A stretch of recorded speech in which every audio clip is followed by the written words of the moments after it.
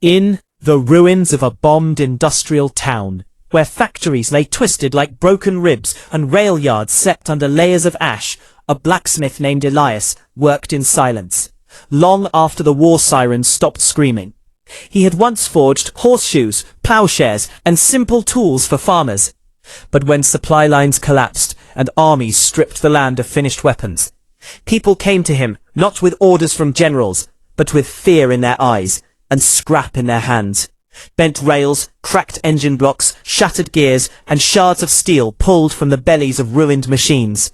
Elias did not see junk. He saw memory.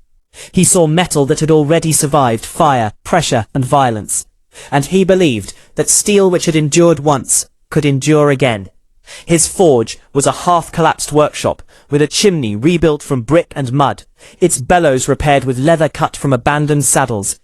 Every morning he lit the fire with splinters from demolished homes and fed it coal scavenged from derailed trains. As the flames grew, he sorted scrap by sound, tapping each piece with a hammer, listening for the clear ring that meant strength, or the dull thud that warned of hidden cracks. This was knowledge learned over decades, not from books, but from scars, burns, and failures. When the fire reached the color of sunrise, he began his work, shaping not instruments of glory, but tools of survival. The people who came to him were not soldiers. They were villagers, guards, refugees, and resistance fighters who needed something to defend their lives. And Elias understood the weight of that responsibility. He never spoke of killing. He spoke only of balance, edge, and durability. He melted down broken leaf springs from trucks, knowing their high carbon content made them ideal for blades. He reforged railway spikes into spearheads, not because they were elegant, but because they were available. Every strike of his hammer echoed through the ruins, a steady heartbeat reminding the town that someone was still working, still building, still refusing to surrender to decay. He quenched hot metal in oil siphoned from wrecked engines, watching steam rise like ghosts. And he whispered prayers, not for victory, but for restraint, because he knew every weapon carried his signature, whether or not his name was known. At night, when the forge cooled, Elias sat alone, turning finished pieces in his hands, feeling their weight, and wondering who would carry them, and whether they would come back broken or not at all. He remembered a time before the war, when he forged decorative gates, and children watched in fascination, as sparks danced. Now those same children stood taller, and avoided his eyes when they collected what he had made. The scrap itself told stories. A tank tread spoke of failed offensives. A shattered propeller blade whispered of planes that never returned. Elias respected that history, and tried not to erase it completely, leaving faint marks and stars visible, so the bearer would remember that nothing forged from ruin should ever be used lightly. As months passed, his reputation spread, and more scrap arrived, some of it dangerous, some of it useless. He rejected what could not be trusted, because a flawed piece of metal could betray its holder at the worst moment. This discipline saved lives, though few understood it. They thought forging weapons from scrap was desperation, but Elias saw it as adaptation, the oldest human skill reborn under pressure. Just as ancient smiths once turned meteor iron into blades, he turned the remains of modern industry into tools shaped by necessity rather than ambition. He taught no one openly, because teaching meant spreading the burden, but he allowed apprentices to watch silently, hoping they would learn patience rather than hunger for power. The forge became a place of quiet resolve, not heroism, and certainly not cruelty. Each object that left his anvil was wrapped in cloth and handed over without ceremony. Payment came in food, protection, or sometimes nothing at all. Elias believed survival was a shared contract, not a transaction. When winter arrived and fuel grew scarce, he dismantled his own fences and doors to keep the fire alive, proving that even the maker of weapons must be willing to sacrifice his own defenses first. This was not the story of a man arming an army, but of a craftsman standing between chaos and extinction, using skill to impose a small measure of order on a broken world. And as the first year ended, Elias knew this was only the beginning, because as long as ruins existed, there would be scrap, and as long as scrap remained, there would be someone asking him to give it a second life, and he would answer with hammer and fire, not out of love for weapons, but out of duty to the living. This was how a blacksmith built weapons from scrap, not through instructions or glory, but through endurance, memory, and the quiet refusal to let metal and people alike be wasted. The second year began with colder mornings and harder questions, and Elias felt the weight of every object he had forged, because the world around him had not healed. It had only adapted to being broken. Scrap now arrived in stranger forms: twisted surgical steel from abandoned hospitals, fragments of industrial presses, and even the thin hardened plates once used to shield vehicles from small arms fire. Each piece demanded new judgment, because not all metal born for one purpose can safely become another. Elias spent long hours testing, bending, reheating, striking and listening, again and again, because the cost of a mistake was no longer theoretical. He had heard stories whispered in the market, of a blade snapping under stress, of a guard injured by shrapnel from a failed weld, and each rumor tightened his discipline. He began to mark unusable scrap with deep cuts, so no one else would try their luck with it. In doing so, he angered some who wanted quantity over quality. Surrender his standards. He believed that even in collapse, craft was a form of morality, and that careless work was a kind of violence of its own. His forge changed too. The bellows were reinforced with layers of scavenged fabric. The anvil was mounted deeper into the earth to absorb stronger blows. And he experimented with different quenching methods, because oil grew scarce, sometimes using animal fat or even brine. Knowing each choice altered the character of the metal.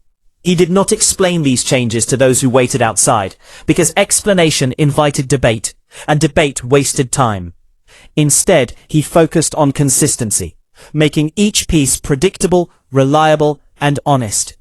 The people who carried his work began to return, not to complain, but to repair edges, to replace handles worn smooth by sweat and fear. These visits told Elias more than any report. He saw how tools aged, how misuse revealed itself, and how stress left signatures in steel, like wrinkles on a face. From this he learned and adjusted, subtly thickening spines, reducing brittleness, simplifying designs, nothing ornate, nothing unnecessary. The forge became less about creation and more about maintenance, because a world that cannot replace must preserve. And Elias took quiet pride in seeing objects he had made still in service months later, bearing stars but holding together. New apprentices appeared, drawn by rumor and need. Elias did not turn them away, but he did not teach them to make weapons first. Instead, he made them clean scrap, sort metal, repair tongs, and pump bellows until their arms ached, because he believed anyone eager for power would leave quickly, and only those patient enough to serve the fire itself would remain. Among them was a young woman named Mara, who had survived by scavenging rail yards. She understood metal instinctively, and watched Elias work with sharp, silent attention. Over time, he allowed her to assist, holding pieces steady, timing heats, learning to read color and sound without words. Knowledge was dangerous, not because of secrecy, but because it meant admitting the work would outlive him. And that thought unsettled Elias more than any threat outside the forge. As violence in the region shifted from organized conflict to scattered desperation, the requests changed too. Fewer spears and more simple defensive tools, reinforced doors, weighted bars, and items meant to deter rather than kill. Elias welcomed this because it aligned with his own hopes. Yet he never pretended that steel could choose its own use. He only shaped it and released it into the hands of others. The scrap itself continued to speak. A cracked gear told of machines run beyond tolerance. A warped plate spoke of heat and panic. Elias sometimes wondered if the world itself was being reforged under similar forces, bent, stressed, and cooled too quickly into something harder but more brittle than before. At night he wrote nothing, and planned nothing, because planning implied control. Instead, he cleaned his tools methodically, each one a constant in a landscape of change. And when rumors came of larger forces moving again, Elias felt no excitement, only a tightening resolve. He stockpiled nothing, and refused to produce in haste, because he knew that fear was the enemy of craft. One evening a man arrived with a sack of scrap and demanded speed, offering threats instead of payment. Elias looked at the metal, listened to its dull, lifeless sound, and calmly refused. The man left angry but alive, and Elias accepted that refusal might someday cost him. Yet he would not let his forge become a factory of panic. The second year taught him that survival was not only about making weapons from scrap, but about deciding when not to, and that restraint was as much a skill as forging. As winter ended, Elias watched Mara strike the anvil alone for the first time, her blows uneven but sincere, and he realized the forge was no longer just his burden. It was becoming a lineage, not of violence, but of care. A place where broken things were judged honestly, and either reforged with respect or set aside without regret. This was the deeper truth of how weapons came from scrap, not through endless production, but through deliberate choice, discipline, and the quiet understanding that steel remembers everything, and so do the hands that shape it. The second year began with colder mornings and harder questions, and Elias felt the weight of every object he had forged, because the world around him had not healed. It had only adapted to being broken. Scrap now arrived in stranger forms: twisted surgical steel from abandoned hospitals, fragments of industrial presses, and even the thin hardened plates once used to shield vehicles from small arms fire. Each piece demanded new judgment, because not all metal born for one purpose can safely become another. Elias spent long hours testing, bending, reheating, striking and listening again and again, because the cost of a mistake was no longer theoretical. He had heard stories whispered in the market of a blade snapping under stress, of a guard injured by shrapnel from a failed weld, and each rumor tightened his discipline. He began to mark unusable scrap with deep cuts so no one else would try their luck with it, and in doing so he angered some who wanted quantity over quality. Surrender his standards. He believed that even in collapse, craft was a form of morality, and that careless work was a kind of violence of its own. His forge changed too. The bellows were reinforced with layers of scavenged fabric.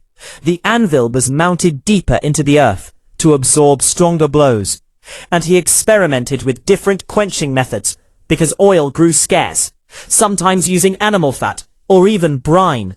Knowing each choice altered the character of the metal. He did not explain these changes to those who waited outside, because explanation invited debate, and debate wasted time. Instead, he focused on consistency, making each piece predictable, reliable, and honest. The people who carried his work began to return not to complain, but to repair edges, to replace handles worn smooth by sweat and fear. These visits told Elias more than any report. He saw how tools aged, how misuse revealed itself, and how stress left signatures in steel, like wrinkles on a face. From this, he learned and adjusted, subtly thickening spines, reducing brittleness, simplifying designs. Nothing ornate, nothing unnecessary. The forge became less about creation and more about maintenance, because a world that cannot replace must preserve. And Elias took quiet pride in seeing objects he had made still in service months later, bearing scars but holding together. New apprentices appeared drawn by rumor and need. Elias did not turn them away, but he did not teach them to make weapons first. Instead, he made them clean scrap, sort metal, repair tongs, and pump bellows until their arms ached, because he believed anyone eager for power would leave quickly, and only those patient enough to serve the fire itself would remain. Among them was a young woman named Mara, who had survived by scavenging rail yards. She understood metal instinctively and watched Elias work with sharp, silent attention. Over time, he allowed her to assist, holding pieces steady, timing heats, learning to read color and sound without words. Knowledge was dangerous, not because of secrecy, but because it meant admitting the work would outlive him. And that thought unsettled Elias more than any threat outside the forge. As violence in the region shifted from organized conflict to scattered desperation, the requests changed too. Fewer spears and more simple defensive tools. Reinforced doors, weighted bars, and items meant to deter rather than kill. Elias welcomed this, because it aligned with his own hopes, yet he never pretended that steel could choose its own use. He only shaped it and released it into the hands of others. The scrap itself continued to speak. A cracked gear told of machines run beyond tolerance. A warped plate spoke of heat and panic. Elias sometimes wondered if the world itself was being reforged under similar forces, bent, stressed, and cooled too quickly, into something harder but more brittle than before. At night, he wrote nothing and planned nothing, because planning implied control. Instead, he cleaned his tools methodically, each one a constant in a landscape of change. And when rumors came of larger forces moving again, Elias felt no excitement, only a tightening resolve. He stockpiled nothing and refused to produce in haste, because he knew that fear was the enemy of craft. One evening, a man arrived with a sack of scrap and demanded speed, offering threats instead of payment. Elias looked at the metal, listened to its dull, lifeless sound, and calmly refused.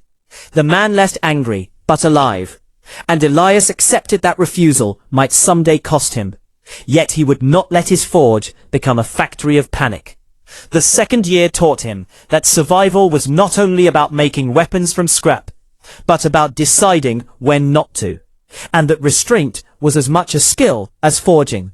As winter ended, Elias watched Mara strike the anvil alone for the first time, her blows uneven but sincere, and he realized the forge was no longer just his burden. It was becoming a lineage, not of violence, but of care. A place where broken things were judged honestly, and either reforged with respect or set aside without regret. This was the deeper truth of how weapons came from scrap, not through endless production, but through deliberate choice, discipline, and the quiet understanding that steel remembers everything, and so do the hands that shape it.